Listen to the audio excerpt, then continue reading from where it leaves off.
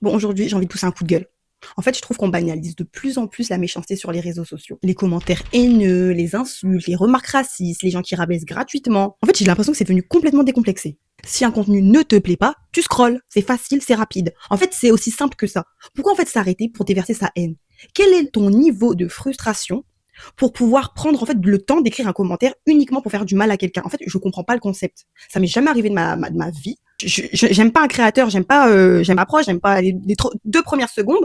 Je scrolle en fait, je vais pas aller m'amuser à aller oh, j'aime pas ton contenu, c'est nul ce que tu fais. Non, jamais de ma vie ça m'est arrivé. Je comprends pas en fait les gens comme ça. Je vois ça partout, même dans les lives en ce moment. En fait, t'es moche, t'es grosse, t'es ridicule. Mais en fait, ça apporte quoi?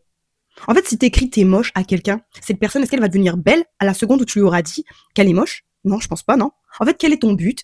En fait, qu'est-ce que ça change à ta vie? Est-ce que tu connais cette personne? Est-ce que tu sais même ce qu'elle traverse dans sa vie? Est-ce que tu connais son état psychologique? Je ne pense pas. En fait, derrière chaque vidéo, en fait, il y a une personne qui a passé du temps à créer quelque chose. La critique, elle est normale. Je ne dis pas le contraire. Par contre, le mépris, lui, ne l'est pas.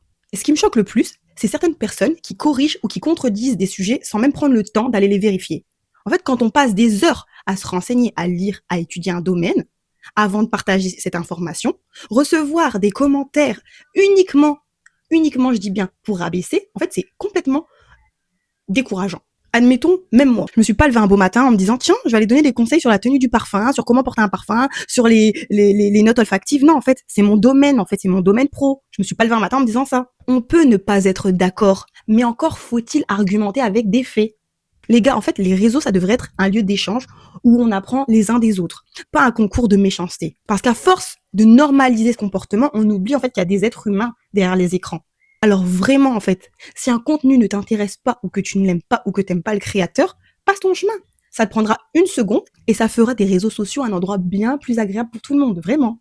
Allez, bisous à tout le monde, sauf orageux.